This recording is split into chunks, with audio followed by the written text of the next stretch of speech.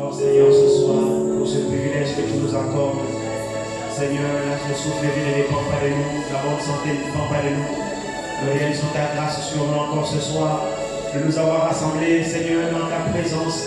Permettre, Seigneur, que nous puissions te louer, avoir une communion avec toi, et surtout pour écouter ta douce voix. T'attendons encore parlant nos âmes, nous interpellant, nous conscientisant, Seigneur, pour parachever l'œuvre que tu as commencé en nous. Seigneur, nous te sommes infiniment encore reconnaissants ce soir. Merci pour ton amour. Merci pour ta bonté, Seigneur. Merci pour ta grâce encore ce soir. Bénis mon frère, bénis ma soeur. Bénis encore ce rassemblement, Seigneur. Merci d'avoir permis à nos bouches de te louer. Merci d'avoir permis à nos âmes de te célébrer. Parce que tu es le roi de nos cœurs, Seigneur. Tu es le roi de nos âmes. C'est toi qui règnes en nous, Père bien-aimé. Merci, oh Dieu, de ce que tu t'es révélé à chacun de nous. Que ton nom soit glorifié à jamais.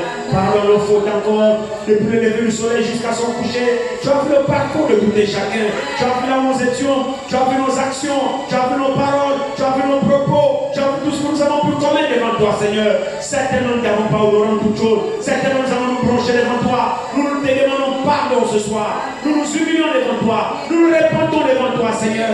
Pardonne nos fautes, pardonne nos faiblesses, pardonne nos manquements. Parachève, Seigneur. Parfait notre maturité, parfait le travail que tu as commencé, Seigneur. Nous nous abandonnons encore entre tes mains ce soir. Merci pour ces cantiques, merci pour ces manches.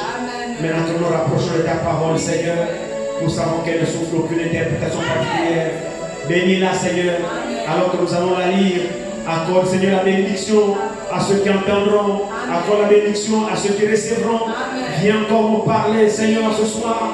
Toi qui as dit, Père, que tu parles aux hommes au travers des autres hommes. Puisses-tu encore nous parler ce soir. Car nous sommes venus pour que tu nous parles. Nous sommes venus écouter encore ta douce voix nous parler. Nous sommes venus écouter encore, Seigneur, tes sages conseils. Parce que nous sommes dans un monde corrompu, dans un monde difficile. Sans ta parole, nous ne pourrons pas vaincre.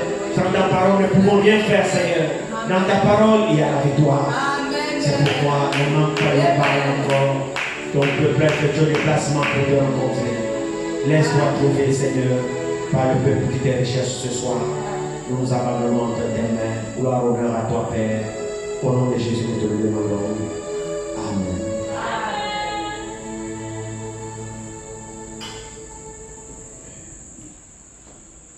On va au livre. Le livre de roi.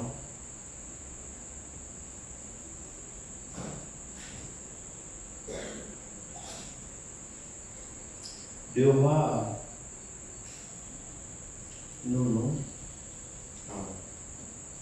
Proverbe 29, excusez-moi.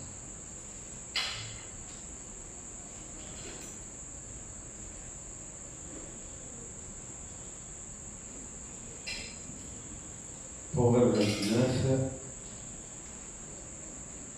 Nous lisons le verset 25.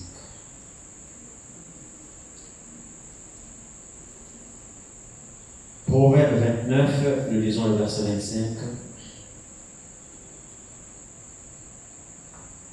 La crainte des hommes tend un piège.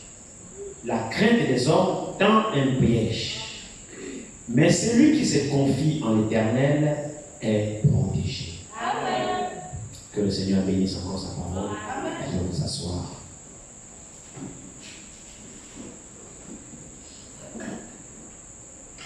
La crainte de l'Éternel tend un piège. Mais celui qui se confie en l'Éternel est protégé. C'est merveilleux, hein? Celui qui se confie en l'Éternel est protégé. Et quelque part, il est dit, maudit quiconque se confie dans l'homme. Mais celui qui se confie en l'Éternel est protégé. Et c'est ce que nous avons vraiment besoin. La protection des hommes ne vaut absolument rien. Le secours de l'homme ne vaut absolument rien. L'homme qui se confie dans l'homme, franchement, c'est passage de la part de l'homme. Pour la simple raison que l'homme est son semblable et l'homme est simplement limité. Si tu te confies dans l'homme, l'homme en qui tu mets ta confiance est aussi mortel il est aussi limité, il ne peut rien faire. Mais celui qui se confie en l'Éternel, il est plutôt sage. Pour la simple raison que l'Éternel est le Tout-Puissant. L'Éternel est illimité. L'Éternel est Dieu. Donc quand nous nous confions en Dieu, c'est alors la meilleure chose à pouvoir faire. Mais c'est là l'erreur que l'homme commet souvent. La nature de l'homme, malheureusement, c'est comme ça. C'est pourquoi Dieu nous adresse sa parole pour réellement nous faire sortir du naturel et que nous puissions vraiment nous confier en Dieu. L'homme aime se confier ou alors avoir confiance dans ce que ses yeux voient. C'est comme ça l'homme. Si tout de suite quelqu'un de plus puissant que moi me fait des promesses, vous allez voir que facilement je vais me confier, facilement je vais croire. Mais quand Dieu fait des promesses, c'est difficile que l'homme puisse croire aux promesses de Dieu. Pour la simple raison que l'homme ne voit pas Dieu de ses propres yeux. Et c'est pour cette raison que nous avons souvent beaucoup d'échecs. Mais Dieu ce soir nous interpelle que tout homme qui vit sur la terre doit se confier dans l'Éternel. Si vous vous confiez dans l'homme, l'homme va vous décevoir. L'homme dans lequel vous confiez n'est qu'un homme comme toi. Il est limité. Il n'est pas éternel. Il n'est pas tout puissant. Il a ses faiblesses. Il a ses manquements. Cet homme finira par te décevoir. Mais lorsque nous nous confions en Dieu, mon frère, ma soeur, Dieu est d'abord premièrement tout puissant. Ensuite, il est fidèle. Et ensuite, il n'abandonne jamais. Amen. Donc, voici notre source. Et nous découvrons que tous les hommes qui se sont confiés en Dieu, jamais Dieu ne les a abandonnés. Tous les hommes qui ont mis leur confiance dans l'Éternel, ils n'ont jamais été déçus. Amen. Ils n'ont jamais été confus. Ils n'ont jamais été délaissés. Ils n'ont jamais été abandonnés. Alors, nous allons voir un peu ce soir l'histoire avec le roi Ézéchias. Nous savons que le peuple d'Israël a eu beaucoup de rois qui se sont succédés. Il y a eu des mauvais, il y a eu des bons, il y a eu des mauvais, il y a eu des bons, il y a eu des mauvais, il y a eu des bons. C'était comme ça les rois en Israël. Mais Israël, en réalité, avait le roi qui régnait, mais Israël, en principe, était dirigé par Dieu même. Donc, les rois qui accédaient au trône, il y avait aussi des prophètes dans le royaume à qui Dieu révélait sa volonté. Donc, le roi qui venait au trône et qui voulait que Dieu le bénisse, qui voulait que son règne ait la victoire, qui voulait que Dieu dirige son royaume, il fallait que ce roi-là, dans toutes les décisions qu'il doit prendre, que ce roi-là se confie aux prophètes. Amen. Oui. C'est pourquoi, dans l'époque d'Israël, les véritables rois envoyés par Dieu étaient oints par des prophètes. Amen. Comme l'histoire que nous connaissons, Saül, lorsque Saül est devenu roi, il avait été roi sur le peuple d'Israël, et lorsque Dieu l'a rejeté, Dieu a parlé au prophète Samuel. Il dit: va dans la maison de l'homme de Bethléem, Isaïe, là-bas j'ai trouvé un homme selon mon cœur, et tu vas le oindre roi. Le prophète Samuel est allé avec la corne d'huile, et Isaïe a fait passer tous ses fils devant lui. L'Éternel a rejeté. Après, le prophète a dit: mais il n'y a pas qu'il encore quelqu'un d'autre? Alors Isaïe a dit: non, il y a un, il est là-bas dans les troupeaux en train de s'occuper des brebis. Le prophète Samuel a dit: envoie le chercher. Et lorsque Samuel a vu David venir, l'Éternel l'a dit que c'est lui le roi. Alors Samuel a couru rencontrer David, le jeune homme qu'il était, il a oint le doigt. Donc il a versé la corne d'huile sur sa tête, qui symbolisait l'onction de la royauté. Donc les rois étaient oints par des prophètes. Donc les rois devaient diriger le royaume en accord avec l'Éternel. Et pour consulter l'Éternel, il fallait se rapporter aux prophètes. Donc c'était comme ça que Israël avait été établi, parce que Israël, c'est le peuple de Dieu. Et Dieu ne voulait pas laisser Israël être dirigé par l'homme. Alors Dieu laissait garder toujours les prophètes en Israël, pour que lorsque le roi est confronté à une difficulté et que le roi a besoin de Dieu pour l'orientation, pour prendre une décision, le roi devrait d'abord aller consulter l'Éternel par le prophète. son projet au prophète, même s'il fallait aller en guerre, même si l'armée voisine l'attaquait, le roi d'Israël n'avait pas le droit, normalement, de déclencher les hostilités sans d'abord demander à l'Éternel, est-ce que je peux aller? Est-ce que j'aurai la victoire? Amen. Mais pour que le roi demande à l'Éternel, il doit se rabattre sur le prophète. Donc il va aller au temple, il va aller sur le prophète pour demander, dois-je aller à cette guerre ou ne dois-je pas aller à la guerre? Et maintenant, comme la parole de Dieu ne vient pas au roi, mais la parole de Dieu vient toujours au prophète. Alors le prophète va parler Dieu va parler au prophète, le prophète va dire à mon serviteur, va dire au roi, va en guerre ou bien ne va pas en guerre. C'était comme ça. La semaine dernière, nous avons vu, lorsque nous avons vu le message intitulé L'origine des Samaritains, nous avons vu que Israël était divisé. Donc il y avait le royaume de Juda et il y avait le royaume de Samarie. Donc le royaume d'Israël, qu'on la Bible appelle Israël, avec la capitale Samarie, et le royaume de Juda avec la capitale Jérusalem. Donc à partir de la division du royaume d'Israël, il y avait maintenant deux rois. Donc un roi Samarie, un roi Juda, un roi Samarie, un roi Juda. Alors il est arrivé que dans le royaume de Juda, dans le royaume de Samarie, autant pour moi, donc les 10 tribus, on va peut-être le lire pour voir un peu comment Ézéchias a fait pour échapper. Allons-y, ce que je voulais lire dans le roi, retournons maintenant là-bas dans le roi. 2 rois, je crois 18, je pense. On va voir ce qui est écrit.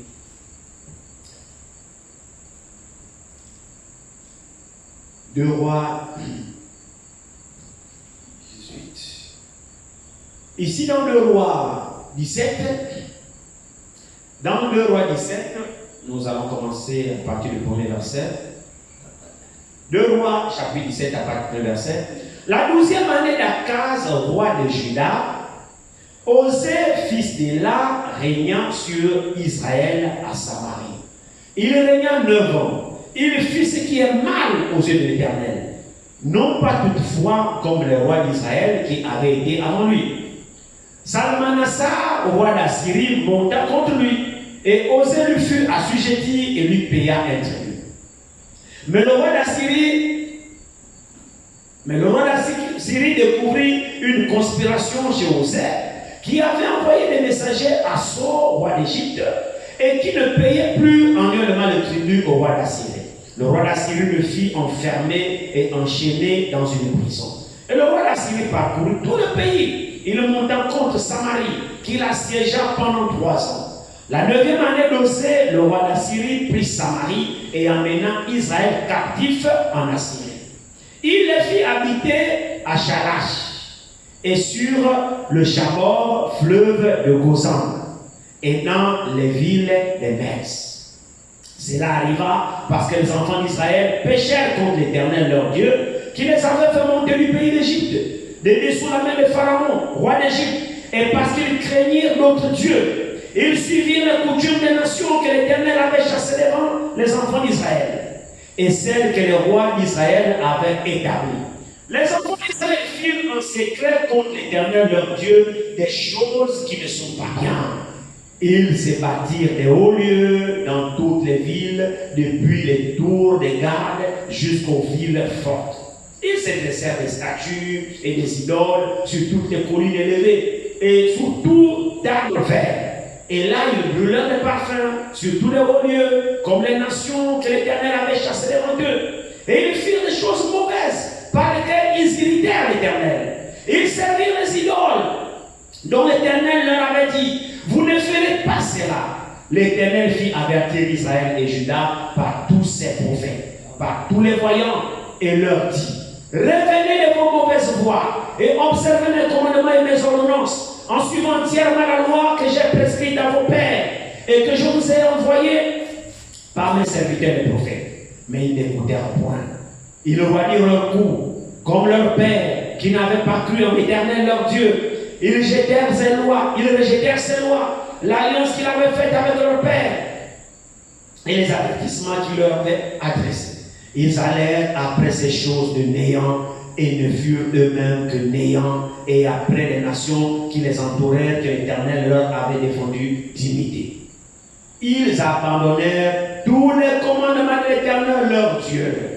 Ils se firent des veaux en fonte. Ils fabriquèrent des idoles d'Astarté. Ils se prosternèrent devant toute l'armée des cieux et ils servirent Baal. Quelle rébellion! Le peuple a fait exactement ce qu'il savait que Dieu leur avait interdit de faire. Ils se sont livrés à une désobéissance sans frein. Mais quand ils font cela, ils pensent faire quoi?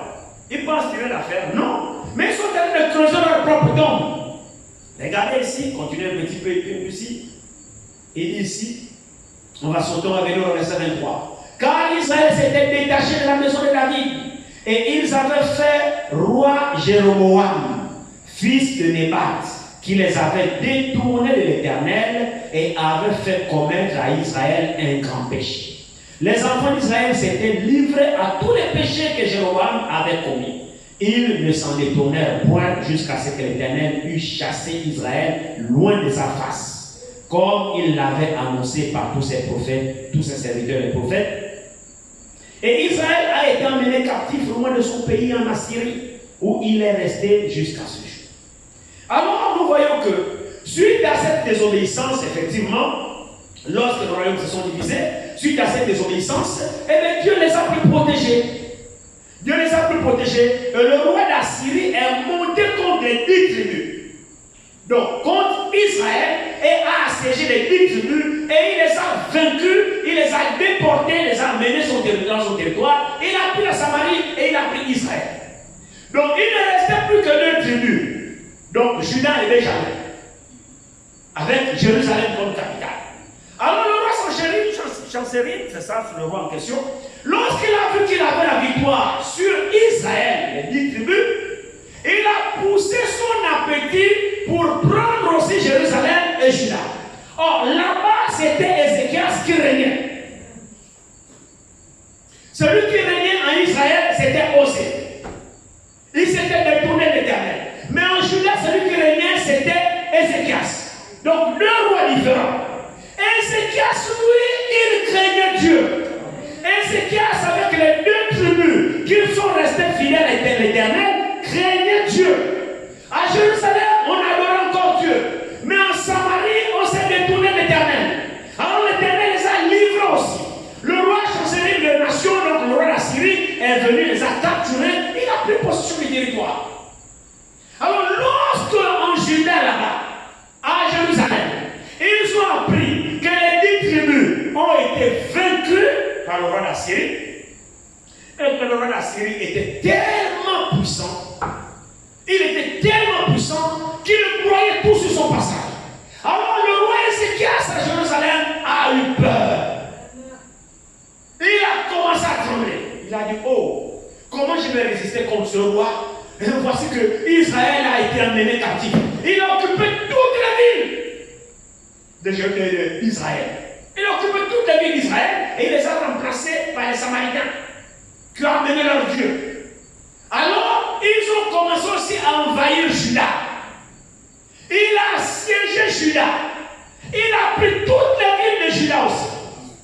Il ne restait plus que Jérusalem seul que le roi d'Assyrie avait capturé. Quand le roi Ézéchias a vu que le roi d'Assyrie a pris Israël, a pris Juda, et il a assiégé Juda, et il monte pour prendre aussi Jérusalem, alors il a fait des concessions. Il a envoyé des messagers pour dire, bon, écoute, ne m'attaque pas, je me livre à toi, je te paye tout ce que tu as besoin. Il a commencé à lui payer les tribus, payer de l'or, payer tout cela. Le roi d'Assyrie a commencé à dépouiller Jérusalem, jusqu'à ce que le roi parte même dans le temple, prendre les objets d'or. Parce qu'il avait peur, personne ne pouvait tenir devant ce roi.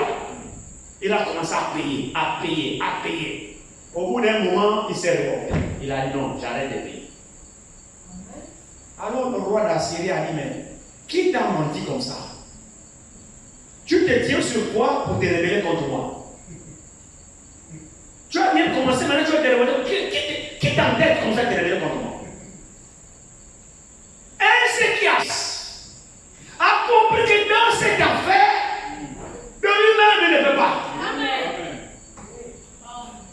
De lui-même il ne peut pas. Alors le roi Assyrie, gonflé de son succès, il a déjà pris Juda. Il a pris la ville de Juda, dont Ézéchias était roi. Donc Ézéchias ne tenait que sur un fil. Il ne restait plus que Jérusalem. Et à Jérusalem, il y a le temple là-bas. C'est tout ce qui restait pour que le roi d'Assyrie puisse prendre tout.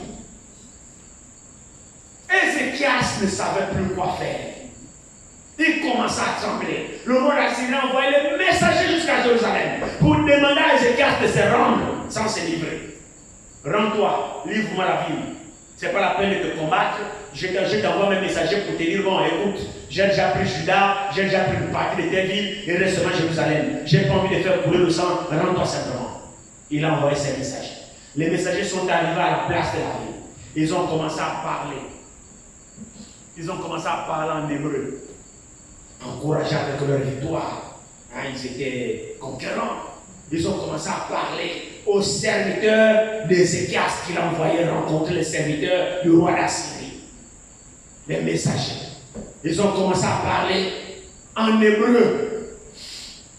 Ils se sont tenus à la place de la ville, sur une barrière, pour attirer l'attention de tous les habitants de Jérusalem, comme quoi pour terrifier les habitants de Jérusalem. Alors ils ont commencé à parler en langue hébraïque pour que tous les habitants écoutent, qu'ils aient peur. Alors les serviteurs d'Ézéchias vont dire aux serviteurs du roi d'Assyrie, ne parlez pas en langue hébraïque pour ne pas s'aimer la peur dans la population. Parle-nous en langue araméenne, nous on comprend. Tu n'es pas obligé de communiquer les menaces de ton roi en hébreu pour que tout le peuple soit au courant et que la peur puisse gagner le peuple. Parle en araméen, comme ça le peuple ne va pas écouter. Nous on écoute ce que tu dis, comme ça on va transmettre au roi. Lui il a dit, mais pourquoi je parle en araméen? Au contraire, je veux que le peuple écoute et que le peuple ait peur. Ils ont parlé, plus les serviteurs là leur interdisaient de parler en hébreu, plus ils parlaient encore fort pour que les habitants de Jérusalem écoutent et que la terreur gagne le camp. Le roi Ézéchias tremblait. Il a dit au peuple, ne répondez pas aux messagers, restez calme. Alors Ézéchias rentre en lui-même. Il a dit non. Dans cette affaire, je ne suis pas sûr. Il est à Dieu. Non, c'est vraiment merveilleux. Lisez, je suis obligé de parler comme ça, juste pour vous donner l'histoire, mais allez-y lire ça chez vous. Allez-y lire, vous allez comprendre réellement combien de fois se confier à Dieu est important. Lisez 2 Rois 17, 2 Rois 18, 2 Rois 19, jusqu'à 2 Rois 20 chez vous. Tous ces chapitres-là. Bon, je ne sais pas si souvent quand on vous donne les chapitres à lire chez vous, vous les lisez. Amen.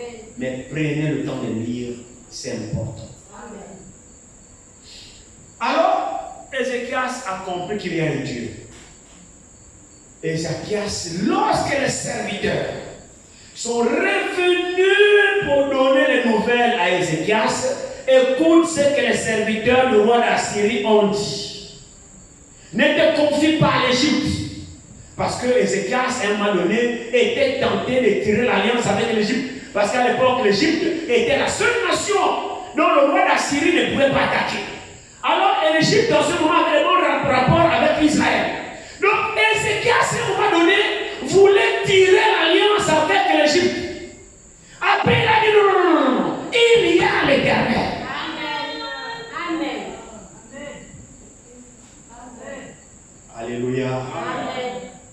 Il y a l'Éternel.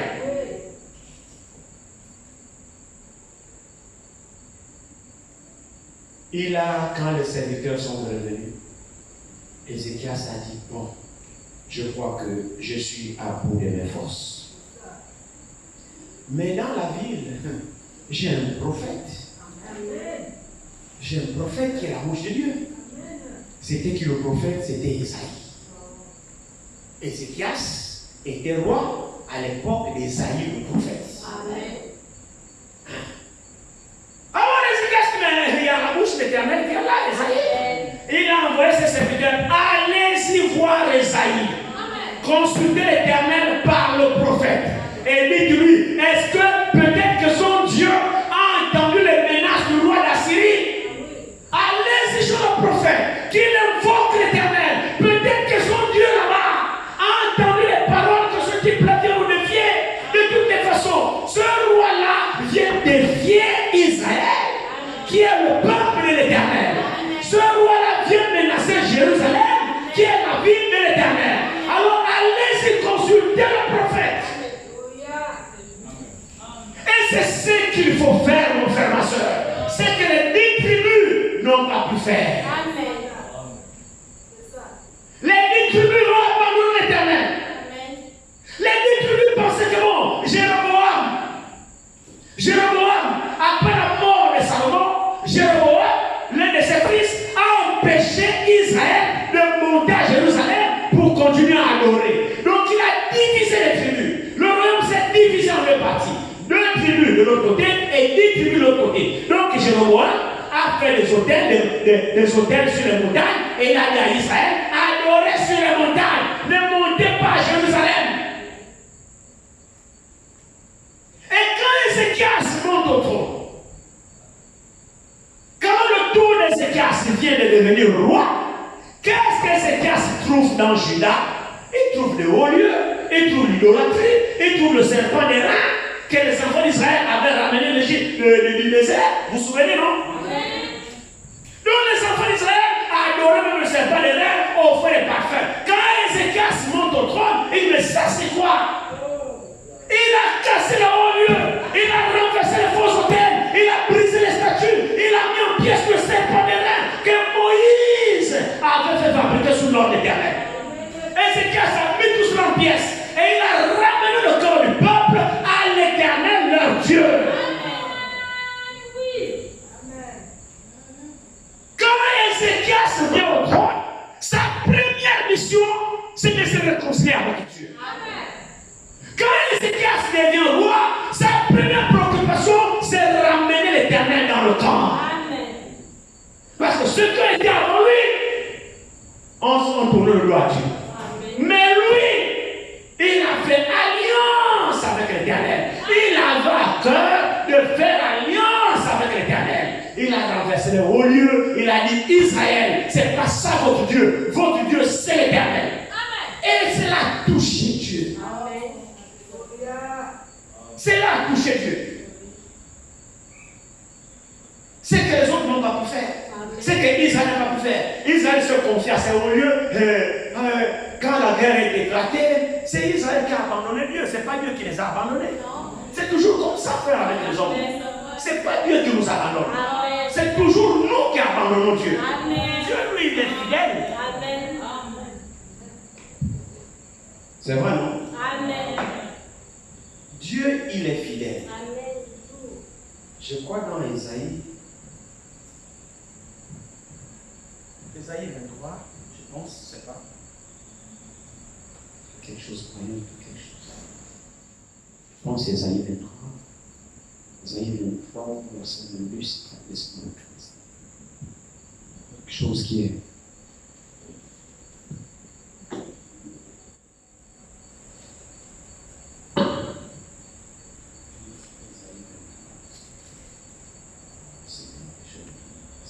L'homme, ce n'est pas Dieu. Dieu, il est toujours fidèle. Amen. Quand on se détourne de lui, c'est là où il nous abandonne. Amen. Mais si réellement nos cœurs sont attachés à lui, Dieu, il est fidèle. Amen. Dieu, il est fidèle. Alors nous voyons que Ézéchias, qu'est-ce qui s'est passé dans Ézéchias? Je ne sais pas. Mais nous voyons que Ézéchias était l'un des fils de David. Il aimait Dieu dans son cœur. Il n'a pas suivi la voie des autres. Parce que les autres, une fois que tu es au trône, c'est fini. La gloire du trône te donne le droit de faire ce que tu veux, de te comporter comme tu veux. Non. Mais Ézéchias, quand il vient, il avait mal au cœur de voir que le peuple s'est détourné de l'Éternel.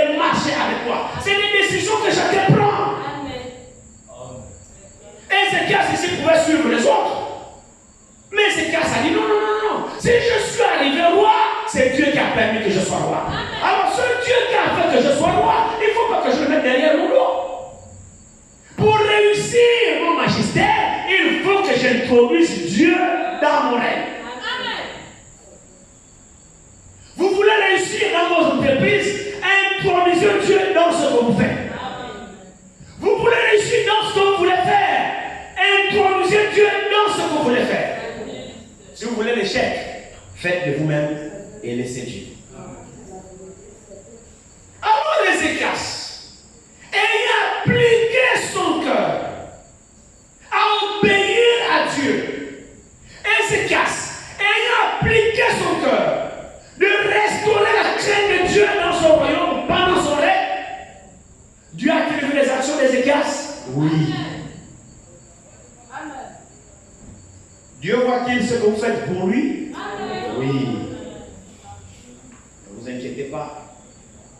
Même si les hommes ne voient pas. C'est pour cette raison que ne faisons jamais les choses pour que les hommes nous voient. Amen. Non. Ne faisons pas ça. Faisons des choses pour que Dieu se le voie. Amen. Parce que si Dieu réellement voit, si nous faisons des choses pour que Dieu voie, Dieu sait dans quelle intention nous le faisons. Amen. Et il n'oublie pas un bien fait. Amen. C'est lui qui nous récompensera. Amen. Mais si nous voulons faire des choses pour que les gens puissent voir et attirer la gloire des hommes, qu'est-ce que l'homme peut te donner? Amen. Rien du tout. Mais Dieu, si Dieu, tu trouves faveur devant Dieu, Dieu marchera avec toi. Amen. Alors quand Ézéchias a pris la résolution de ramener l'Éternel, de ramener Juda À l'Éternel, Dieu a vu le zèle qu'a animé Ézéchias. Dieu a vu comment il a mis en pièces le serpent des reines. Dieu a vu comment il a renversé les hauts lieux. Dieu a vu comment il a renversé les statues, toutes ces choses-là. Et comment il a ramené le peuple. Il dit, pendant mon règne, c'est l'Éternel qui sera Dieu en Juda. Amen. Oui. Pendant que je suis roi, tant que je serai roi dans Juda, c'est l'Éternel, seul Dieu qu'on évoquera ici. C'est des décisions que chacun prend. Comme toi aussi tu peux les prendre. Que pendant que je vivrai, c'est Dieu seul que je servirai. Amen. Tu peux aussi prendre la même décision. Amen. Mais c'est car c'était un homme comme toi, comme moi. Frère, quand on est roi, on a des privilèges. On est vénéré, on est adoré, on est ceci. Donc facilement Dieu on le jette derrière. Parce que nous devenons Dieu. Amen. Le peuple maintenant vient se prosterner, vient faire ceci. Donc l'Éternel maintenant tu ne le vois plus. Finalement c'est toi qui deviens Dieu. C'est une tentation très grave. Amen. Mais Ézéchias, en devenant roi, il avait toujours Dieu comme son roi. Ce qui fait que le règne d'Ézéchias, c'est Dieu qui était sur son trône. Amen. Et quand vous confiez en Dieu comme ça, comment Dieu va vous abandonner, frère? Non, mais c'est pas possible.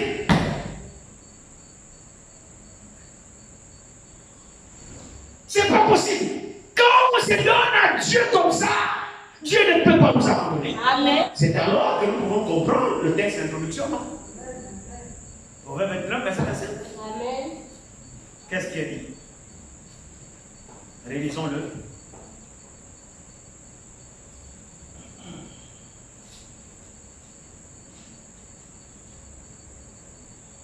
Proverbe 29, verset 25, il dit: La crainte des hommes tend un piège, mais celui qui se confie en l'Éternel est protégé. Alléluia. Alors à un moment donné, Ézéchias, ayant aimé Dieu, a restauré Dieu dans son royaume. Mais pendant le roi d'Assyrie, qui avait déjà capturé leurs frères, 10 tribus, il les a emportés dans son territoire. Il a investi Juda, il a pris toute la ville de Juda. Il ne restait à Ézéchias que Jérusalem. Alors Ézéchias a créé les hommes. Ézéchias avait la crainte du roi d'Assyrie.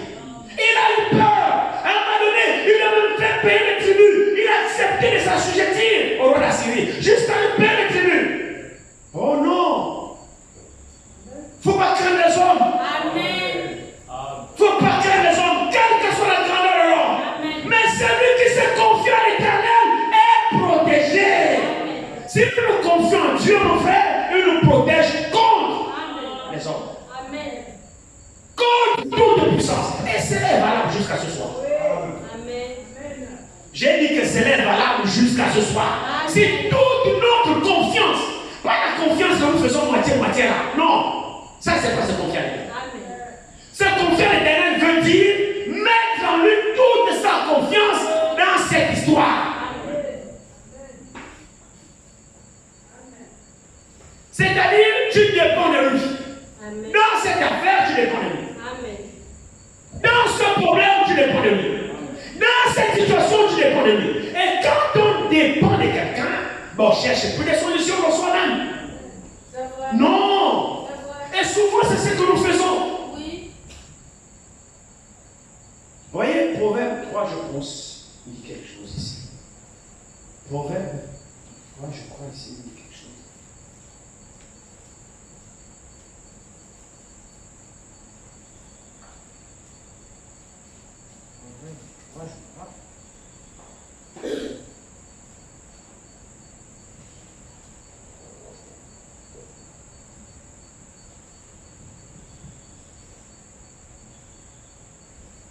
Proverbe 3, commençons au premier verset. L'Écriture nous dit, mon fils, n'oublie pas mes enseignements, et que ton cœur garde mes préceptes, car ils prolongeront les jours et les années de ta vie, et ils augmenteront ta paix. Est-ce que c'est vrai? Amen. Est-ce que c'est vrai? Amen. Ézéchias ici. Ézéchias ici. Effectivement, Ézéchias ici a conservé les enseignements de Dieu, a appliqué son cœur, a observé les enseignements de Dieu. Que dit l'Écriture? Mon fils, n'oublie pas mes enseignements et que ton cœur garde mes préceptes. Et puis il y aura quoi? La conséquence de ça, c'est quoi? Verset 2. Car ils prolongeront les jours et les années de ta vie. Nous voyons qu'Ézéchias a expérimenté cette écriture. Amen. Du fait qu'il a gardé les préceptes de l'Éternel et qu'il les a respectés, eh bien, Ézéchias a prolongé ses jours. Hein? Amen. Dieu a rajouté sa durée de 15 ans. Amen. Donc on va y aller, on va lire. Donc c'est pour vous dire que la parole de Dieu, elle est vraie. Amen. Elle est vraie. Il dit ici, verset 3, il dit que la bonté et la fidélité ne t'abandonnent pas. Lis-les à ton cou. Écris-les sur les tables de ton cœur.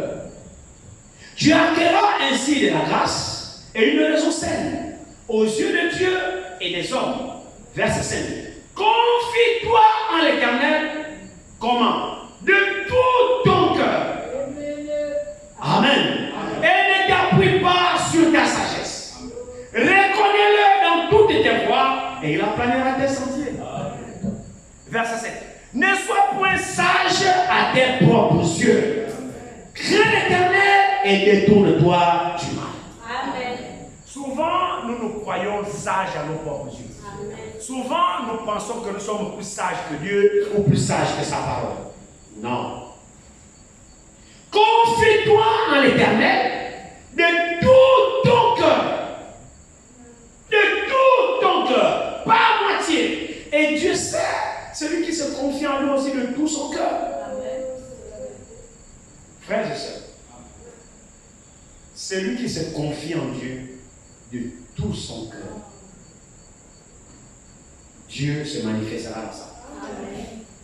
Vous savez, ce qu'on appelle se confier de tout son cœur, c'est-à-dire, tu es dans une situation où tu as essayé, par ta propre force, par ta connaissance, tu as échoué, il n'y a pas gain de cause. Tu as fait tout ce que tu as pu, tu n'as pas trouvé gain de cause. Et maintenant, il ne te reste plus que Dieu. Là, plus que tu n'as plus, il n'y a plus aucune astuce qui traverse ton esprit. Il n'y a plus une petite stratégie. Bon, je vais d'abord encore essayer ça. Tant que tu as encore tes propres petites idées, que bon, il me reste ça comme solution. Si ça échoue, je pense que je vais quand même essayer de faire comme ça. Si ça échoue, je pense que tu vas essayer de faire comme ça. Tant que tu as encore des idées dans ton esprit que tu peux encore exploiter pour te tirer de l'affaire, c'est pas ça, c'est confiance. Non. En réalité, tu te confies dans tu as une petite solution, tu as une petite idée. Ta confiance se repose sur les petites idées que tu as. Mais va jusqu'au bout, jusqu'à épuiser les idées que tu as. J'espère que vous me suivez. Quand tu as épuisé tout ce que tu peux avoir comme idée, et qu'il n'y a plus rien, il y a même parce que tu peux encore essayer de faire, il n'y a plus rien. C'est là maintenant qu'on se confie à l'Éternel. Parce que de toi-même, il n'y a plus rien. Tout ce que tu pensais avoir, tu as épuisé. Il n'y a plus rien, il n'y a plus rien, il n'y a plus rien dans l'esprit que bon, il n'y a rien, plus rien. C'est là maintenant qu'on se confie à l'Éternel. Et c'est dans cette condition-là que Dieu va agir. C'est ça ce que la Bible dit. Confie-toi à l'Éternel de tout ton cœur. C'est là qu'il agira. Alors nous voyons qu'Ézéchias, à un moment donné, il a craint les hommes. Il a eu la crainte des hommes. Il a commencé à trembler. Il a commencé à faire des concessions. Il a commencé à payer le tribut. Ainsi de suite. Mais le roi d'Assyrie était gourmand. Il voulait prendre Jérusalem, la posséder comme il a possédé la Samarie. Mais arriva un moment, Ézéchias a fait ce que l'on pouvait faire. Après, il est arrivé que bon, là, c'est fini. Il s'est tourné vers l'Éternel. Et il dit, Éternel, souviens-toi, c'est ta ville sainte, c'est ton peuple. Il y a ton temple dans cette maison. C'est ta maison à toi ici. C'est ta ville. Souviens-toi de la ville de ton roi, ton serviteur. Et ce homme-là, c'est pas moi qui l'insulte, c'est toi qui l'insulte. C'est ça que Dieu aime. C'est ça que Dieu aime. Quand vous lui confiez tous vos problèmes, frère, quand vous lui remettez tout, alors regardez, observez l'agir dans votre vie. Quand vous êtes à bout de vos forces, c'est alors que là, vous tournez vers l'Éternel et observez-le agir. Quand un cœur est comme ça, frère, ce cœur-là verra Dieu rentrer en scène. C'est ça, c'est confier en Dieu. C'est pas la confiance de temps en temps. Sinon, j'ai remis ça dans les mains de Dieu. Mais quand même, toi-même, tu as encore d'autres solutions. Non, ça, c'est pas se remettre dans les mains de Dieu. Apprenons à faire confiance. Apprenons, frères et sœurs, à nous confier en Dieu. En toutes choses. Alléluia. C'est là où se trouve notre victoire. Alors Ézéchias, lorsqu'il est arrivé, il a dit non. Le combat là ne m'appartient pas. Ils sont plus forts que moi, ils n'en feront que le coucher. Alors le roi d'Assyrie commença à monter les enchères. Il dit à Ézéchias, qu'on ne te trompe pas, regarde tous les pays que j'ai vécus, qui les a délivrés. Qui les a délivrés, Marie. Alors maintenant, ce roi-là d'Assyrie, gonflé de son succès, il a vu, il a compris que non, la chute de Jérusalem est proche. Ézéchias ne peut pas tenir. Il était tellement gonflé. Il a déjà capturé 10 tribus. Donc ce n'est pas les deux autres là qui restent. Déjà, toutes les villes de Juda, il les a capturées. Il ne reste plus que Jérusalem seul. Donc ce n'est pas Jérusalem qui va lui résister. Il va en faire qu'une bouchée. Donc il était réellement gonflé à bloc. Alors il va dire à Ézéchias, dans ses menaces, il regarde les dieux des nations là, que tu te confies en qui? C'est moi qui ai vaincu toutes ces nations là. Tu n'es pas au courant? Qui va te délivrer de moi-même? Qu'on ne te trompe pas, Ézéchias. Alors il dit, Ézéchias veut se confier en l'Éternel. Lisez cela, vous allez comprendre la folie de ce roi. Il dit à Ézéchias veut se confier à l'Éternel. Ézéchias, ne te trompe pas que l'Éternel te viendra en aide. Mais quel Éternel? Alors il s'est adressé aux habitants de Jérusalem, ce roi, pour dire aux habitants de Jérusalem que l'Éternel ne vous sauvera pas, qu'Ézéchias ne vous trompe pas en vous disant confiez-vous à l'Éternel. L'Éternel ne vous sauvera pas. Mais quel Éternel qui va vous sauver? Mais n'est-ce pas cet Ézéchias qui a renversé les hauts lieux de l'Éternel? N'est-ce pas cet Ézéchias qui a mis en pièces le serpent des reins de l'Éternel?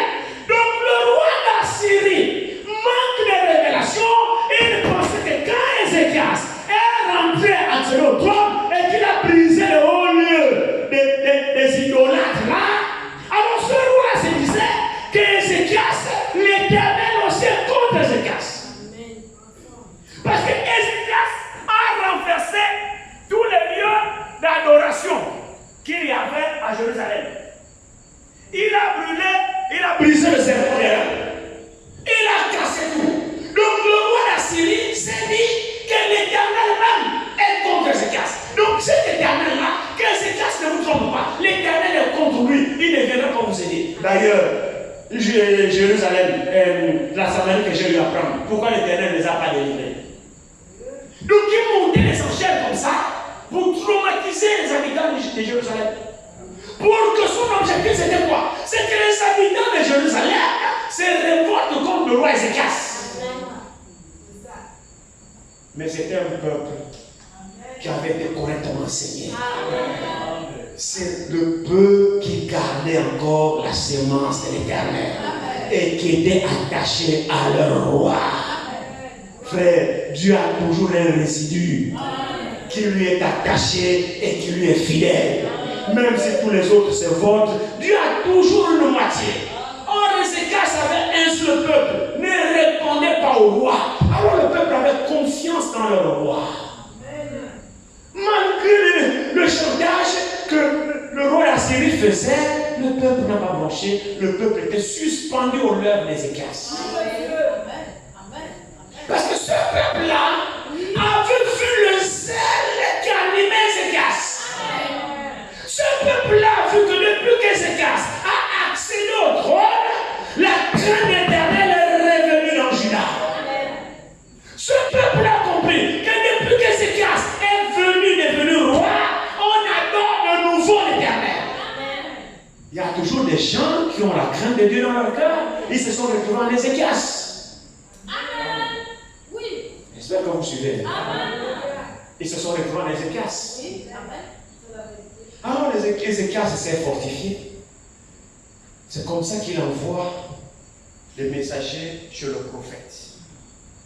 C'est que les habitants de Samarie, puisqu'ils avaient déjà abandonné l'Éternel, ils adoraient maintenant les hauts lieux.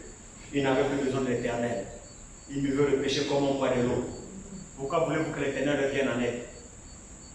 Mais Ézéchias avait encore la crainte de Dieu. Il s'est confié en Dieu.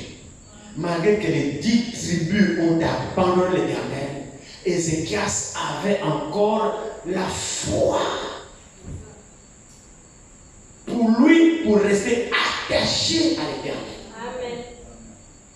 Ça, il faut le faire. Hein? Il faut le faire. Quand tout le monde a abandonné, frère, et que vous vous retrouvez seul, il faut le faire. Hein? Amen. Où est-ce qu'Ézéchias a eu ce zèle de rester attaché à Dieu? Frère, la prédestination existe. Amen. La sémence de Dieu existe. Amen. Même si tout le monde se corrompt, toi tu n'es pas obligé de te corrompre avec tous les autres. Amen. Même si la tendance chez tout le monde, c'est la corruption, à abandonner Dieu, mais tu n'es pas obligé de suivre les autres. Amen. La sémence de Dieu demeure en toi. Amen. Toi seul reste confiant vers Dieu. Amen. Et si toi seul tu as confiance en Dieu, mais toi seul Dieu deviendra maître.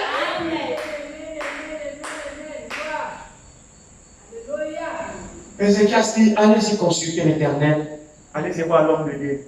Vous voyez que ce n'est pas les hommes de Dieu qu'on a, soit les hommes de Dieu aujourd'hui corrompus. Les hommes de Dieu en Israël, ils restaient à part. Amen. Non, ils n'étaient pas confondus au royaume.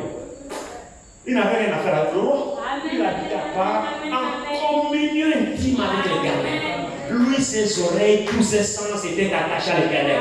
Qu'il dorme dans un ghetto, qu'il dorme dans un chalet, il dorme dans quoi, c'est pas son problème. Le prophète, c'est la bouche de Dieu.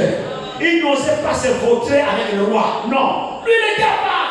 Maintenant, le roi qui reconnaît l'utilité de l'Éternel, mais qu'il a eu le prophète.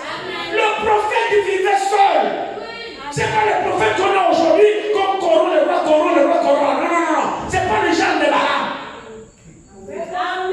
Non, non, non, non. Un prophète de Dieu reste attaché à la parole. Il s'attend seul à Dieu. Quand un roi fait ou quand la parole apparaît, moi ça veut dire, va le lire. Incite pas l'Éternel. Il y aura un compte, tu n'as pas écouté. Il y aura ceci. Le prophète apparaît, il donne sa fonction au roi et il disparaît de tout. Il n'est pas là pour faire la courbaine devant le roi. Regarde, moi, le pain à manger le roi. Non! Le prophète de Dieu prend soin de lui. Même les gens des prophètes qu'on a aujourd'hui, on siège maintenant au palais, on habite maintenant au palais. Le roi nous a déjà corrompus avec les biens, tout on prophétise en faveur du roi, en faveur du roi, même s'il fait mal. Non, Dieu est avec toi, Dieu est avec toi. Quel Dieu qui est avec toi? On a besoin d'être pur. Alléluia. Et réellement être connecté avec Dieu. Amen. Et ça y est. était pour lui à part, hein? Tranquille. Le roi dit, allez-y consulter l'homme de Dieu. Peut-être que Dieu a entendu les propos que ce roi-là a adressés envers son peuple et envers sa vie. Les serviteurs vont aller chez Isaïe, le roi, et le prophète. Ah, le roi Ézéchias nous envoie vers toi. Écoute ceci, écoute ceci, écoute ceci. Comment? Vraiment, je suis sans force. Je ne peux pas, moi-même je ne peux pas. La parole d'Éternel sort. Va dire à Ézéchias. C'est merveilleux. Frères et sœurs, confions en Dieu. Je vous assure. Confions en l'Éternel. Même quand vous pensez que dans cette situation-là, il n'y a rien à faire, ça c'est ta vision. Mais Dieu lui, elle n'arrive pas. Il n'y a aucune chose qui soit impossible à Dieu. Vous savez, lorsque j'étais à la maison, toute la journée, je devais sortir, mais après, il se faisait tard, je ne pouvais plus sortir. Et je somnolais un peu au salon. Et là, il fait chaud tous ces derniers temps. C'est vrai, non? Hier, j'ai quitté le lit. J'ai abandonné ma femme à 2h du matin sur le salon jusqu'à... J'ai murmuré le mon Seigneur, tu me dis de prendre la Bible. Je ne sais pas où est-ce que je vais lire. Il devait faire 13h, 14h. Sous le soleil, 13h, 14h. J'ai senti une pensée, prends la Bible. Il y avait une Bible d'argile là, sur le meuble de la télé. Je me suis levé, j'ai pris la Bible. Alors avant d'ouvrir, j'ai prié. Non, avant même d'aller prendre plus que la pensée, dit prends la Bible, prends la Bible, prends la Bible. Avant de me lever prendre la Bible, j'ai prié. J'ai dit Seigneur, c'est tellement toi qui me dis d'aller prendre la Bible, mais je ne sais pas où je vais lire. Alors conduis-moi là où tu veux que je lise. Après la prière, je me suis levé, j'ai pris la Bible. Et puis j'ai ouvert. Quand j'ai ouvert, je suis tombé dans Ésaïe. Je crois que c'est Ésaïe, j'ai oublié le passage. Et c'est là où j'ai lu le passage, j'ai oublié la référence. Et avec celui qui est juste, il est juste. Avec celui qui est droit, il se montre droit, pur, pur. Celui qui est pervers, il se joue sinon sa perversité, tout ça, tout ça. Après, pendant que j'étais là, madame est sortie, elle m'a fait à manger. Après, j'ai fermé la Bible. Et pendant que je méditais sur ce passage, sur la confiance dans l'Éternel, ne prenez pas ces choses en mal, je vous parle. J'étais là et que je lisais l'histoire là, comment Ézéchias, comment il était acculé et qu'il a atteint les limites de l'homme et qu'il s'est tourné vers Dieu et il a vu la délivrance de Dieu. On va y aller, on va vite lire ça. Je me suis dit que le Seigneur est merveilleux. Et là j'ai prié, Seigneur, aide-moi à me confier en toi.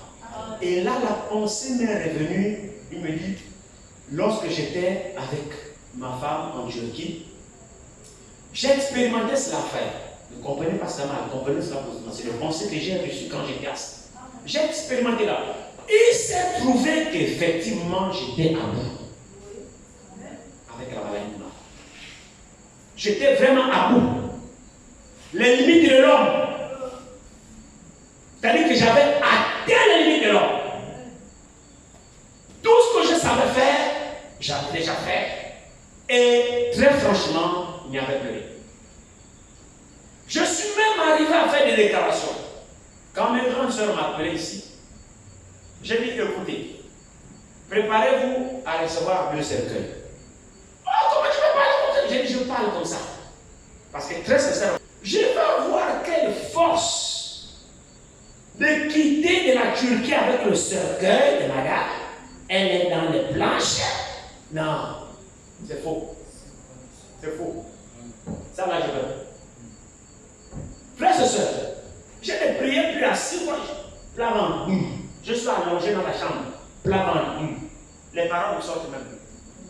Seigneur, aide-moi. Seigneur. C'est-à-dire qu'il y a même plus de mots.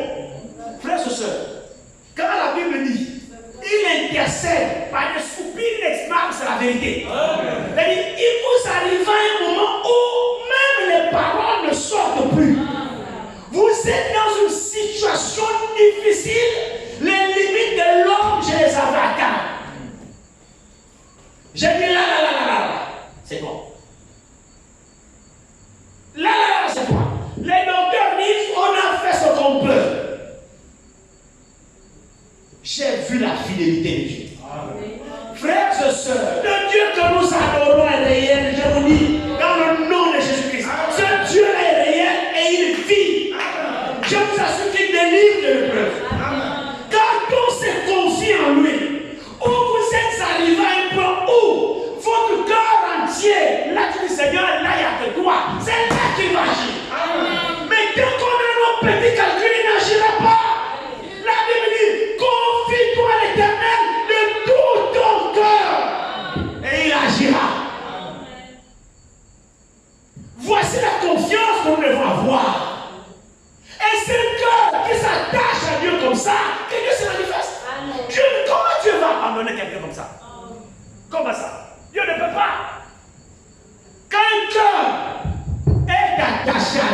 comme ça, mon frère, ma soeur.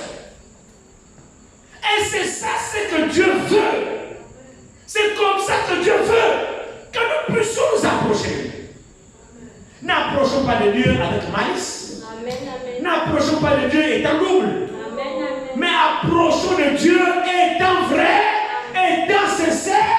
C'est là où, frères et sœurs, nous allons voir la toute-puissance de Dieu. Et tous ceux qui se sont confiés à Dieu, de cette manière, frère, Dieu a opéré des délivrances extraordinaires. Amen. Vous savez, dans l'histoire d'Ézéchias, le temps court déjà, il est 20 heures. Dans cette histoire-là, savez-vous que, allez-y, je vous donne les références, lisez ça chez vous, jusqu'à 2 Rois 20. Ézéchias, 2 Rois 18, 2 Rois 18, 2 Rois 19, 2 Rois 20, lisez tous les chapitres. Quand il s'est tourné vers l'Éternel, de tout son cœur, c'est ce que Dieu attendait. C'est ce que Dieu dit. C'est pas que Dieu ne sait pas ce que nous avons. C'est pas que Dieu ne sache pas les difficultés que nous avons. C'est pas que Dieu ignore les problèmes auxquels Dieu. Dieu n'ignore rien. Dieu connaît tout. Mais Dieu attend seulement que toi tu lui fasses intervenir. Amen. Si tu ne lui cèdes pas la place, ben il n'agira pas. C'est pas qu'il ne sache pas ce que tu as comme problème. Je veux que nous puissions comprendre ces choses. C'est pas que Dieu ignore ce que tu as comme problème. Dieu connaît, frères et sœurs. Dieu connaît. Regardez le cas d'Ézéchias. Mais Dieu savait que le roi d'Assyrie avait déjà capturé la ville de Juda et qu'il était sur le point de capturer Jérusalem. Mais Dieu n'agissait pas. Dieu ne bougeait pas son prophète, rien du tout, sans que le roi, qui est dans des problèmes, ne se tourne vers Dieu. Amen. Ce n'est que quand le roi dit, oh, mais Dieu existe. Et mon cœur, je me suis attaché à le servir. J'ai fait disparaître le haut lieu en Jérusalem pour l'adorer. Alors je suis en difficulté. Je ne peux pas être moi-même. Mon armée ne peut pas tenir. Alors quand il se tourne vers l'Éternel, l'Éternel dit, ah, mais c'est toi que j'attendais. Mais c'est pas que moi je ne sache pas ce que tu as comme problème. Mais en fait, c'est toi que j'attends. J'attends que tu viennes vers moi. Je sais ce que tu as. Je sais quel problème tu as. Je sais ce que tu as quand tu traverses. Mais moi, je suis là. J'attends. Si tu reconnais que je suis Dieu et que je peux et que tu viens vers moi, mais j'agirai. Mais si tu ne viens pas vers moi, mais je te laisse te débrouiller tout seul. C'est comme ça que Dieu fonctionne. Quand Ézéchias s'est tourné vers Ésaïe le prophète, en tremblant, Ésaïe le prophète a dit, allez-y dire au roi qu'il ne tremble pas. Amen. Il ne montera pas dans cette ville. Amen. Là où il est rentré jusqu'à Juda, là, il ne pénétrera, il ne va même pas pénétrer dans Jérusalem.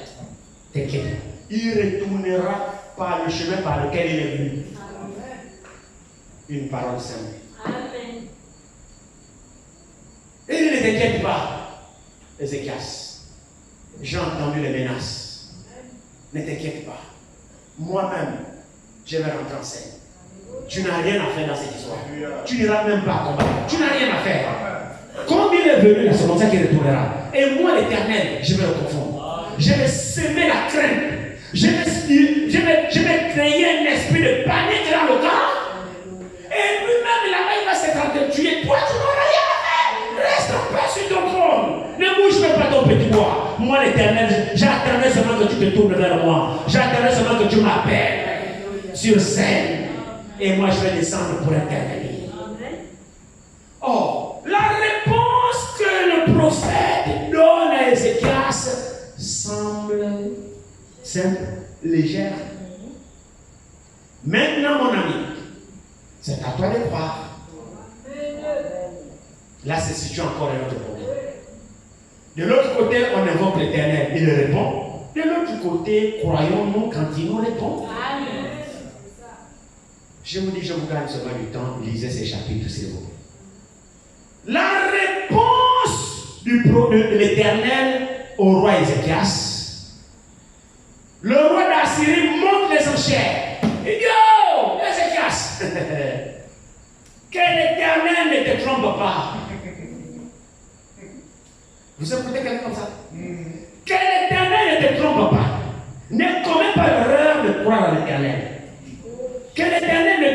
trompe pas en te disant dans t'entêter de ne pas te remettre à moi. Parce que même l'Éternel ne pourra pas te délivrer. Non. Quelle prétention.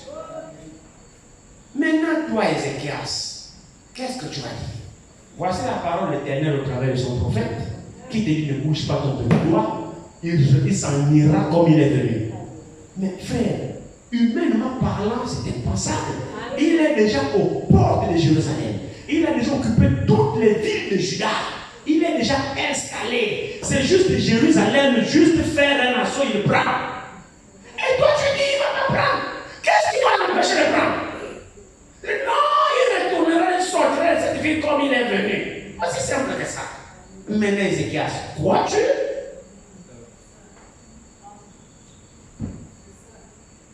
Et là-bas, il monte les enchaînes. Il dit que l'Éternel ne te trompe pas. J'arrive là-bas. Comme tu veux résister contre moi, j'arrive. Tu as vu, non? Tout ça, tu as vu quelqu'un me résister? Tu as vu quelqu'un me résister? J'arrive là-bas. Prépare-toi. Ézéchias, quand l'Éternel lui a répondu, Ézéchias a pris cette lettre qu'il a proféré cette menace. Lui-même, il est allé au temple. Oh, il craignait vraiment Dieu. Le prophète lui a déjà répondu. Il est venu au temple. Il a déplié la lettre que le roi a menacée. Il a lu la lettre dans le temple. Il s'est mis à genoux et invoqué Dieu. Dieu lui a encore confirmé la réponse du prophète. Mon frère, ma soeur, juste le lendemain, Dieu lui-même a créé une situation qui en fait en sorte que Dieu a suscité le roi d'Éthiopie. En un instant, Dieu a créé le problème avec le roi d'Éthiopie. Les serviteurs de ce roi ont dit, ah, il y a le roi d'Éthiopie qui monte contre toi. Voilà comment il oublie Jérusalem. Dès qu'il retourne, frères et sœurs, pendant qu'il retourne, la Bible dit, l'ange de l'Éternel est arrivé et a tué 185 000 soldats. Amen. L'ange de l'Éternel a tué 185 000 soldats. Que des cadavres. Des cadavres. Il est retourné chez lui à Nénive, près de lui. Amen. Dieu a délivré Ézéchias avec Jérusalem et Juda. Pendant que les 10 tribus sont restées en déportation esclaves parce qu'ils ne se sont pas confiés à l'Éternel. Mais Ézéchias, du fait qu'il se soit confié à l'Éternel, l'Éternel l'a protégé.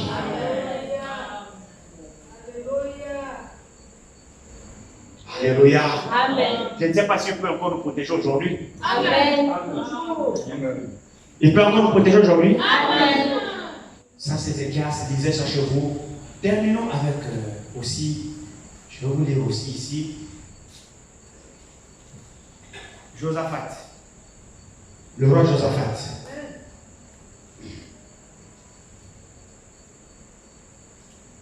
Le roi Josaphat ici.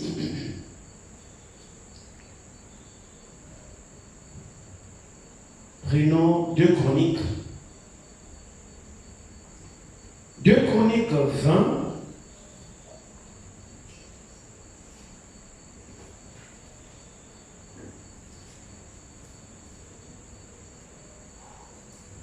Deux Chroniques 20. Ici, c'est Josaphat, roi de Juda, qui vivait au temps d'Akab, roi d'Israël. Amen. Akab, roi d'Israël, a abandonné l'Éternel avec Jézabel, sa femme. Mais Josaphat, roi de Juda, lui craignait l'Éternel et servait Dieu. Lui se confiait au véritable prophète de Dieu. Pendant qu'Akab, roi d'Israël, a fabriqué ses prophètes avec sa femme, la prophétesse Jézabel. Alors Josaphat fut attaqué par des Moabites, par une coalition qui sont montés contre lui, attaquer son royaume Juda. Ils sont montés vers une coalition pour attaquer lui. Josaphat s'est vu petit. Il a dit, oh Éternel, je ne peux pas. Voici cette foule nombreuse qui monte contre moi. Comment je vais faire? Josaphat est allé au temple. consulté l'Éternel. Il a jeûné. Et il a appelé le peuple. Et nous ne faisons pas le vantard. Nous ne prenons rien contre ses adversaires. Consultons l'Éternel qui nous vient en aide. On appelle ça comment? Se confier à l'Éternel. En toutes choses. Josaphat a décrété un jeûne. Les femmes, les enfants, tout son royaume, ils se sont humiliés devant Dieu. Ils ont invoqué l'Éternel dans les jeux, dans les prières, dans les supplications. Il y avait un prophète dans la salle. Bam! Dieu envoie un message. Prophétie. Josaphat, bon serviteur, ne crains point. Amen. Pourquoi? Mais c'est parce qu'il s'est confié en l'Éternel. La question que je me pose aujourd'hui, j'ai dit, ce Dieu-là qui délivrait les autres quand les choses se tournaient de lui, est-ce que vraiment c'est le même Dieu que nous avons? Amen. Est-ce qu'il est capable aussi de nous délivrer aujourd'hui? Le problème, c'est que les autres, quand ils se tournaient vers ce Dieu, ils étaient sincères. Josaphat s'est tourné vers Dieu, a invoqué. On va peut-être lire ça rapidement et puis on va terminer par ça. On va commencer. Commençons au verset 12 des 2 Chroniques, chapitre 20. Oh notre Dieu, n'exerceras-tu pas tes jugements sur eux? Car nous sommes sans force devant cette multitude nombreuse qui s'avance contre nous. Et nous ne savons que faire. Mais nos yeux sont sur toi. Amen. Est-ce que l'église est là? Amen. Josaphat reconnaît qu'il n'a pas de force. Amen. Peut-être que toi tu as la force face aux problèmes que tu as. Peut-être que tu as la solution face aux difficultés que tu traverses. Mais nous autres, on n'en a pas. Amen. Je suis comme Josaphat. Amen. Je suis sans force. Ah. Et ici, mais nos yeux sont sur toi. Verset 13. Tout Judas s'est tenu debout devant l'Éternel, avec leurs petits-enfants, leurs femmes et leurs fils. Alors l'Esprit de l'Éternel saisit au milieu de l'assemblée Jacaziel, fils de Zacharie, fils de Benaja, fils de Jéhiel, fils de Matania, lévite, donc le fils d'Asaph. Et Jacaziel dit, soyez attentifs, tout Judas et habitants de Jérusalem. Et toi, roi Josaphat, ainsi vous parle l'Éternel. Ne craignez point et ne vous effrayez point devant cette multitude nombreuse, car ce ne sera pas vous qui combattrez. Ce sera Dieu. Amen. Alléluia. L'Éternel combat pour les saints. Il combat pour toi, mon frère, ma soeur. Le problème, c'est que tu ne lui fais pas suffisamment confiance. Il dit, demain, descendez contre eux. Ils vont monter par la colline de Dite. Et vous les trouverez à l'extrémité de la vallée, en face du désert de Jériel. Vous n'aurez point à combattre en cette affaire. Présentez-vous. Tenez-vous là. Et vous verrez la délivrance de l'Éternel. La délivrance que l'Éternel vous accordera. Judas et Jérusalem, ne craignez point et ne vous effrayez point. Demain sortez à leur rencontre et l'Éternel sera avec vous. Amen. Frères et sœurs, je vous dis que ce Dieu est encore présent ce soir. Amen. Tous ceux qui se confient en lui, dans toutes choses, dans les moindres détails, Dieu ne les laissera pas. Amen. Vous le croyez? Amen. Je dis bien en toutes choses, en toutes circonstances, si ta confiance totale est en Dieu, reste calme. Amen. Observe toi-même la délivrance éternelle. Observe toi-même la puissante main de Dieu sur le problème que tu as. Amen. Ah, c'est le peuple. Amen. C'est vraiment tous nos cœurs peuvent s'attacher à Dieu. Amen. Il dit ici, Remarquez très bien ici, il dit, verset 18, Josaphat s'inclinant le visage contre terre. Et tout Juda et les habitants de Jérusalem tombèrent devant l'Éternel pour se prosterner en sa présence. Amen. Ils ont invoqué l'Éternel. Dieu a répondu par prophétie dans le camp. Est-ce que si on prie Dieu sincèrement, Dieu répond? Amen. Amen. Le problème, c'est qu'il y en a toujours qui sont là. C'est difficile d'arracher leurs amens. Je répète cette question. Est-ce que quand on prie Dieu sincèrement, Dieu répond? Amen. Est-ce que vous le croyez? Amen. Mais c'est vrai. Je vous dis, c'est la vérité. Amen. Écoutez. Si Dieu ne répond pas aux prières, arrêtons les prières. Parce que le fait même que nous continuons à prier, c'est parce que nous croyons qu'il répond. C'est pourquoi nous continuons à prier. Amen. Donc, si réellement on l'invoque sincèrement, Dieu répondra. Amen. Le peuple, devant cette menace, a pris le problème au sérieux. Ils se sont humiliés. Ils ont invoqué l'Éternel sincèrement. Amen. Frères et sœurs, question. Quand ce peuple, cette coalition a monté contre Josaphat, Dieu savait. Amen. Dieu voyait. Amen. Pourquoi Dieu n'a pas directement déjà donné la réponse? Il a attendu que Josaphat se tourne vers lui. Mais c'est parce que Dieu veut que nous puissions prier sincèrement. Amen. Nous devons nous confier en lui sincèrement. Amen. Le confesser de notre bouche. Amen.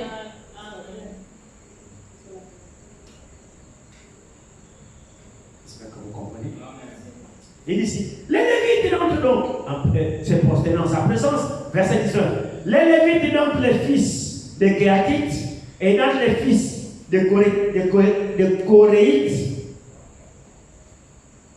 s'élevèrent pour célébrer d'une voix forte et à haute voix le Dieu d'Israël.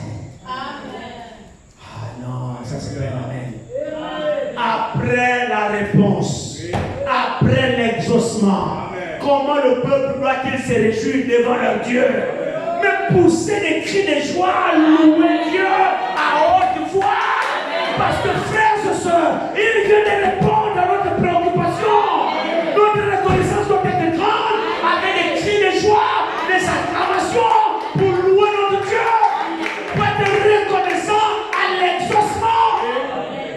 Pourquoi nous louons Dieu? Mais ça c'est une reconnaissance de ce qu'il est pour nous, de ce qu'il fait pour nous. C'est pour qu'on le loue. Amen. Suite à cette réponse-là, frère, de la délivrance de l'Éternel, le peuple réjouit parce que, frère, la menace s'approchait. Dieu dit de leur dire, oh, c'est pas votre combat, le combat m'appartient. Vous, ce que vous avez à faire, présentez-vous simplement pour vous tenir là. Juste pour que vous voyez ce que je vais faire. C'est pas pour que vous puissiez combattre. Pour que vous soyez témoins de ma puissance. Que quand mon peuple m'invoque, quand mon peuple me loue, je danse là-bas et je descends combattre pour vous. Vous ne savez pas ce que la louange de racheter représente. Je vous dis la vérité, frère. Nous le louons par reconnaissance. Nous le louons par action de grâce. Ce qu'il fait pour nous, aucun homme ne peut le faire. Alors quand on le loue, c'est nos cœurs. Même si on prend des cordes vocales, il les remplacera. Ne ménageons aucun effort pour Dieu, frère. Nous dépendons de lui. Amen. C'est vrai. C'est la vérité. Vous voyez, après l'exaucement, le peuple a loué Dieu à haute voix. C'est pas moi ici, regardez très bien ici. Après la réponse, il se réveille. Josaphat s'inclinant le visage contre terre. Et tout Juda et les habitants de Jérusalem tombèrent devant l'Éternel pour se prosterner en sa présence. Pourquoi? Parce qu'il a répondu. Les Lévites d'entre les fils de Kéatites et d'entre les fils de Coréites s'élevèrent. Pour faire quoi? Pour célébrer d'une voix douce. Ah, c'est pas écrit comme ça. Oh. Non. Pour célébrer d'une voix haute. D'une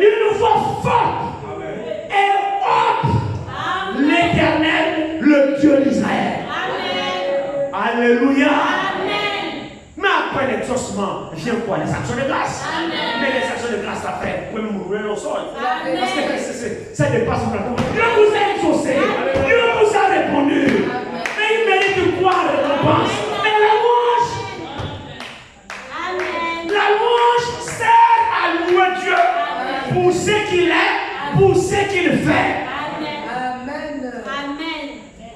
C'est clair. Le lendemain, ils se mirent en marche sur verset 20. De grand matin pour le désert de Tekoa. À leur départ, Josaphat se présenta et dit: écoutez-moi, Judas et habitants de Jérusalem. Confiez-vous en l'Éternel, votre Dieu, et vous serez affermis. Confiez-vous en ses prophètes et vous réussirez. Alléluia. Ça, c'est le conseil du roi Josaphat. Parce que lui-même vient de se rendre compte, comme il s'est confié à l'Éternel et aux prophètes. Alléluia. La solution est là. Il va réussir. Confiez-vous à l'Éternel, votre Dieu, et vous serez affermis. Confiez-vous en ses prophètes et vous réussirez. Parce que le prophète est la bouche de Dieu. Quand vous consultez l'Éternel, Dieu vous répond par le prophète. Pourquoi? C'est la confiance. La confiance envers l'Éternel. Si vous n'avez pas confiance en lui, n'ayez pas affaire avec lui. Si vous n'avez pas confiance en lui, ne soyez même pas ici. C'est vrai? Alors Josaphat il dit ici, le verset 20, 2 Chroniques 20, 20. Le lendemain, il se mit en marche de grand matin pour le désert de Tekoa. À leur départ, Josaphat se présenta et dit: écoutez-moi, Judas et habitants de Jérusalem, confiez-vous en l'Éternel, votre Dieu. Et vous serez affermis. Confiez-vous en ses prophètes et vous réussirez.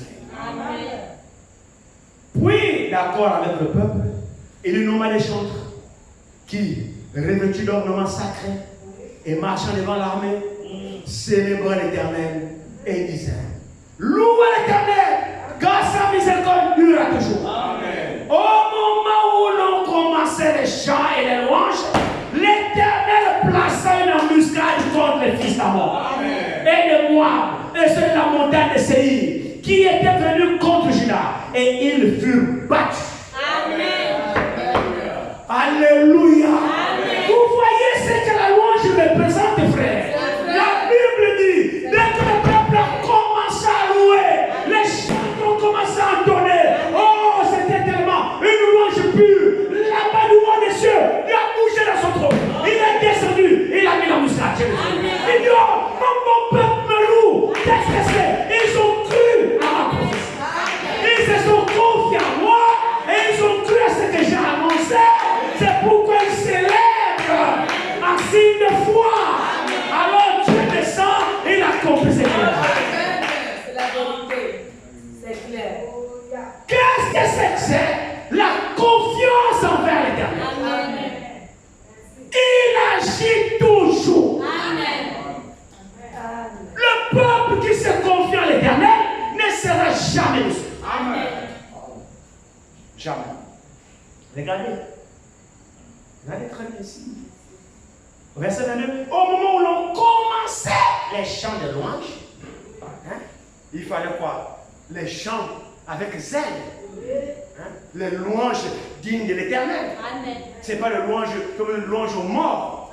Non, louange à l'Éternel. On loue qui? L'Éternel.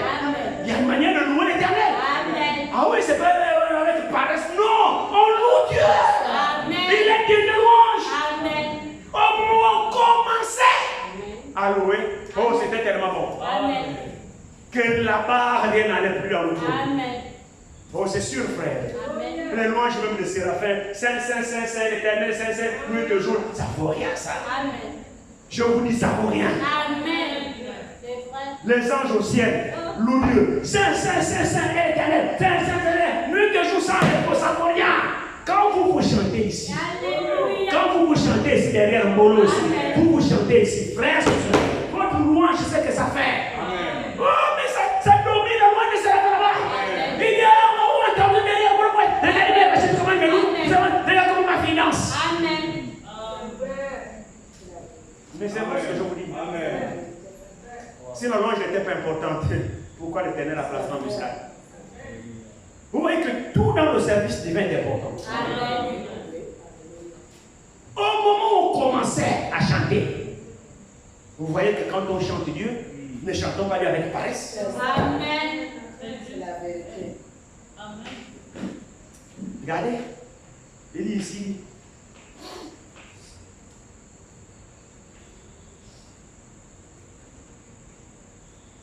Au moment où l'on commençait les chants et les louanges, l'Éternel plaçait une embuscade contre les fils d'Ammon et les Moab et ceux de la montagne de Séhir qui étaient venus contre Juda, et ils furent battus. Les fils d'Ammon et de Moab se jetèrent sur les habitants de la montagne de Séhir pour les dévouer par interdit et les exterminer. Et quand ils en eurent fini avec les habitants de Séhir, ils cédèrent les uns les autres à se détruire.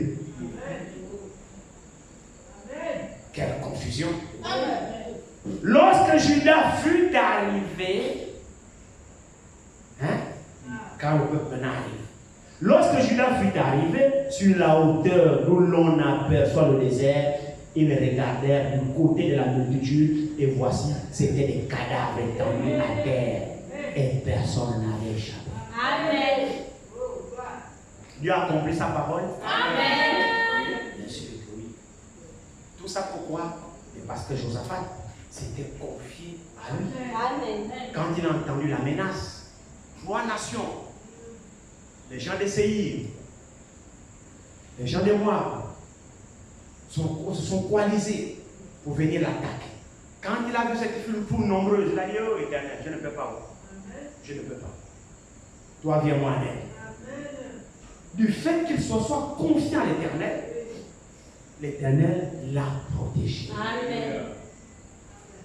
Du fait qu'Ézéchias se soit confiant à l'Éternel, l'Éternel l'a protégé. Du fait que David se soit confié à l'Éternel, l'Éternel l'a protégé. Amen. Donc, quiconque se confie à l'Éternel, l'Éternel le protège. Amen. Il ne les abandonne pas. Amen. Alors, pourquoi voulez-vous que nous aussi on se confie à lui de cette façon-là et qu'il puisse nous livrer pour nous? Pourquoi va-t-il nous livrer? Pourquoi va-t-il nous abandonner? Pourquoi va-t-il nous confondre? Pourquoi va-t il nous laisser seul dans le combat? Pourquoi va-t-il te laisser seul toi dans le problème que tu as? Pourquoi va-t-il t'abandonner dans la difficulté dans laquelle tu as? Alors que tout ton cœur à toi est entier à lui, confié totalement entier à lui. Pourquoi va-t-il t'abandonner dans cette histoire alors que tu lui as confié le problème et que toute ta confiance est en lui? Pourquoi le ferait-il? S'il ne l'a pas fait ici, il ne le fera pas avec toi.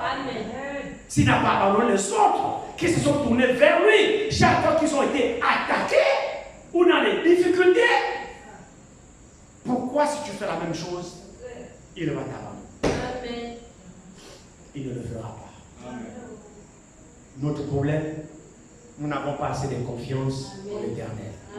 Confions-nous en lui de tout notre cœur. Et il agira. Amen. Amen. Amen. Amen. La crainte des hommes dans un piège. Arrêtez de craindre les hommes. Amen. Jésus a dit, je vous montrerai qui vous devez craindre. Craignez celui qui peut détruire et la chair et l'âme. Il dit ici, la crainte des hommes dans un piège. Mais celui qui se confie en l'Éternel est protégé. Amen. Proverbe 29, verset 25.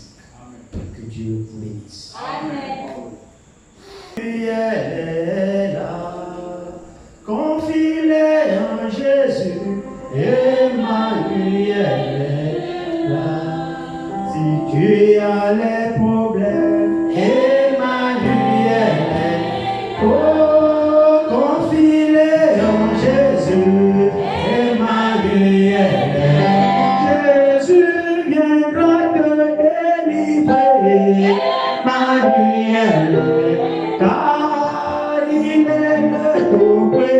Emmanuel.